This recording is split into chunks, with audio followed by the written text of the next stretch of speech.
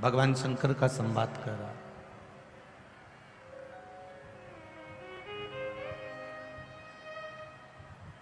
दुनिया का कोई व्यक्ति, दुनिया का कोई मानव सर्वगुण संपन्न नहीं हो पाता। उसके पुण्य भी हैं तो उसके पाप भी हैं। पर शिव महापुराण की कथा कहती है जैसे अनायास किया गया पाप हमारे माथे पर रहता है, हमारे मस्तक पर रहता है, पर जब आप शिव महापुराण की कथा में जाते हो, जब आप शिवालय जाते हो, जब आप देवालय जाते हो, किसी संत, किसी सदगुरु भगवान के चरणों में जब आप जाते हो, या किसी सत्संग में आप पहुंचते हो, शिव महापुराण में आप पहुंचते हो, जैसे मंदिर में प्रवेश करते ही, सत्संग में प्रवेश करते ही, सत्संग में पहुंचते ही, संत के द्वार पहुंचते ही, शिव महापुराण में पहुंचते ही हम अपनी चप्पल पादुका बाहर छोड़ देते हैं। उसी तरह जब कोई संसार का मनुष्य भगवान की कथा में जब पहुंचता है तो उसका पाप अपने आप ही बाहर छूट जाता है, वो भीतर निर्मल पहुंचता है, निर्मल। एक बात आप लोगों से कहना चाहेंगे, 3 घंटे की कथा में आधा घंटा आशीष जी ले लेते हैं, 2.5 घंटा बचता है। जो लोग बीच बीच में खड़े हो जाते हैं या किसी को कष्ट देते हैं, उनसे निवेदन है आप लोग बैठकर दूसरे को तकलीफ ना दें। आप लोग आराम से बैठकर कथा का रसतत्व ग्रहण करें। जहां जगह मिल जाए वहां बैठ जाओ। 2.5 घंटे की कथा में इधर उधर, ये बहुत दूर दूर से आए हैं, बड़ी आस लेकर आए हैं कि बाबा झोली भरेगा, खाली नहीं भेजेगा, तो इनकी आस पूर्ण हो, यह विश्वास लेकर। भक्ति कोई भी मानव है, कोई भी मनुष्य है, कोई मानव की शरीर में है, कोई मानव की देह है, उसने पुण्य भी उतना करा है और पाप भी उतना करा।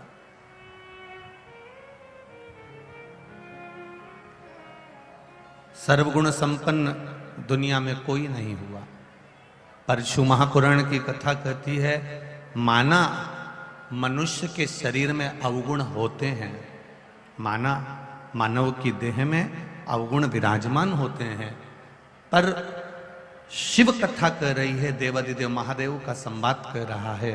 शंकर भगवान माता पार्वती जी से अमर गुफा में बैठकर अपना एक शब्द कहते हैं कि पार्वती, मानव की देह में अवगुण होते हैं, माना होते हैं, पर श्रेष्ठ वही होता है जो अवगुणों को भी एक और किनारा कर कर गुणवान बनने का प्रयास करे, भगवान की शरणागति प्राप्त करने का प्रयास करे।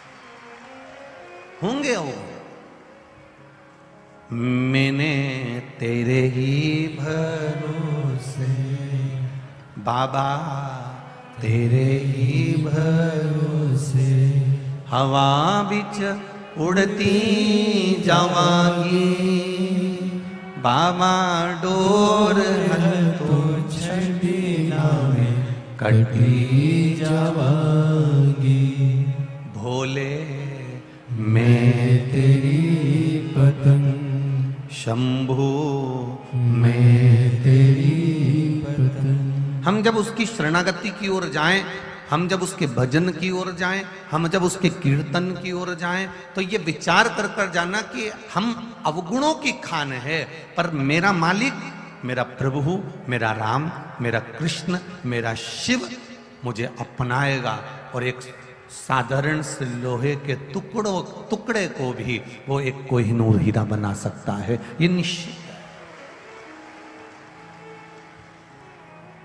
पहले कथा में कहा, आज फिर कहते हैं, नाली में, गटर में, गड्ढे में, कीचड़ में अगर कोई बच्चा गिर जाता है तो लोग उसको निकाल जरूर देंगे, पर उसको अपने गले से नहीं लगाएंगे।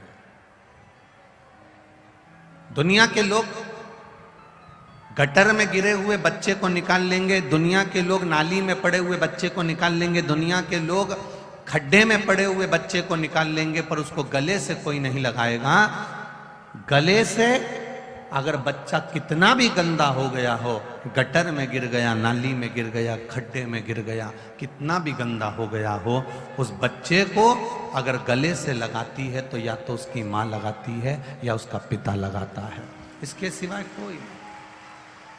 उसी तरह जैसे गटर में गिरे हुए बच्चे को माँ और पिता अपने गले से लगाते हैं, उसी तरह कहीं काम में, कहीं लोभ में, कहीं आसक्ति में, कहीं वासना में, कहीं तृष्णा में, कहीं मोह में, कहीं लोभ में, कहीं काम में, कहीं गलत विचारों में डूबे हुए मनुष्य जब भगवान के पास में जाता है, भोलेनाथ के मंदिर में एक लोटा जल चढ़ाने जाता है, जब कहीं शिव महापुराण की कथा में पहुंच पाता है, जब कहीं परमात्मा की भक्ति में पहुंच पाता है, तो ये तो लोभ में, ये आसक्ति में, तृष्णा में, ये वासना में, ये आसक्तियों में इतना कीचड़ में फंसा हुआ होता है, इसके बाद भी मेरा देव अधिदेव महादेव उसको अपने गले से लगा ही लेता है। माता और पिता अपने बच्चे को भले वो नाली में पड़ा हो, गटर में पड़ा हो, अपने बच्चे को गले से लगाते हैं, उसी तरह परमात्मा भी लगाता है। महाराज गोस्वामी तुलसीदास जी जब जन्म लिए तो गोस्वामी तुलसीदास जी के जन्म लेते से ही उनके पिताजी बड़े विद्वान, बड़े ज्योतिषाचार्य, और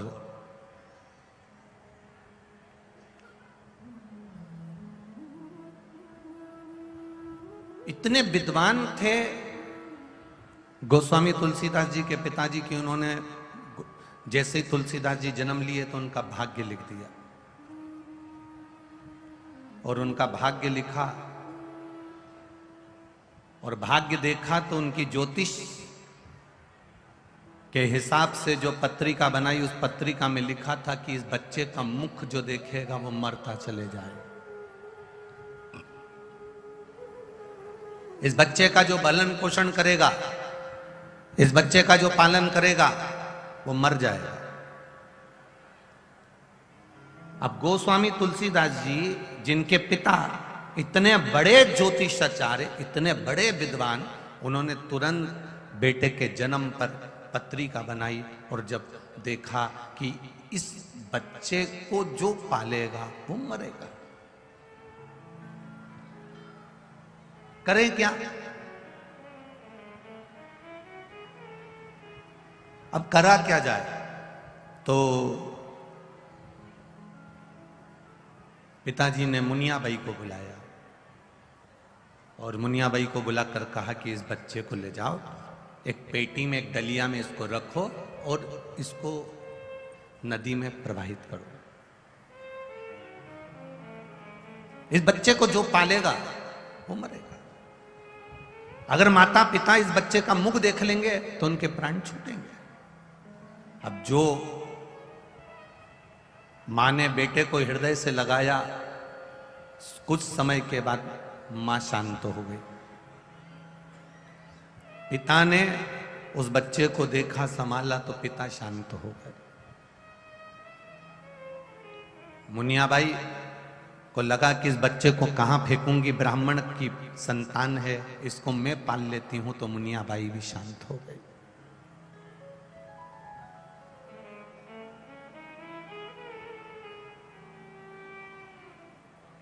कौन संभाले? कौन? तब 5 वर्ष के गोस्वामी तुलसीदास जी भटकते भटकते, कोई उनको पूछे नहीं, कोई उनका साथ ना दे। आपको पहले भी कथा में कहा, ललाट पर लिखने वाला देव होता है और ललाट पर लिखे हुए को बदलने वाला महादेव होता है। दुनिया में किसी की सामर्थ्यता नहीं कि कोई बदल ले। अब तुलसी बाबा के जीवन में गोस्वामी तुलसीदास जी जब 5 वर्ष के हो गए, लोगों ने उनको पालना बंद कर दिया, उनको कोई पूछे नहीं, इसको जो रखेगा वो मरेगा, कोई नहीं साथता। एक किसी ने उनका हाथ पकड़कर गुरु नरसिंह दास जी के पास में ले जाकर छोड़ दिया। शास्त्र कहता है ये गुरु नरसिंह दास जी कोई दूसरे नहीं थे। संत सदगुरु ये साधारण नहीं होते।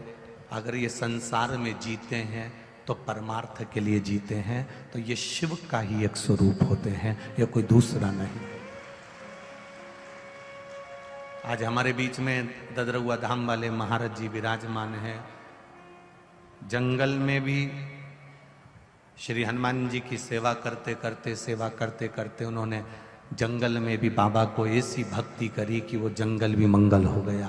ये संत हो, ये सदगुरु हो, ये एक आनंद का विषय होता। महाराज गुरु नरसिंह दास जी के पास में किसी व्यक्ति ने ले जाकर छोड़ दिया तुलसीदास जी को। नरसिंह दास जी को सूचना दी कि इस बच्चे का जो पालन करता है वो मरता है। अब कोई नरसिंह दास जी कोई साधारण तो थे नहीं, शिव का एक अवतार, संत सदगुरु, मार्ग दिखाने वाला।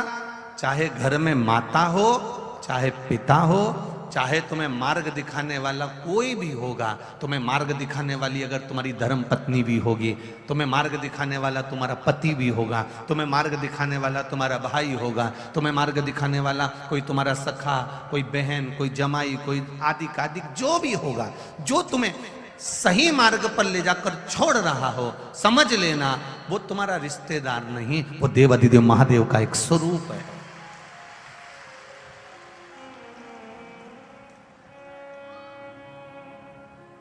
केवल मेरे देवाधिदेव महादेव ने विष नहीं पिया, विष पीने वाले एक और है, वो है आपके घर में रहने वाले आपके माता पिता।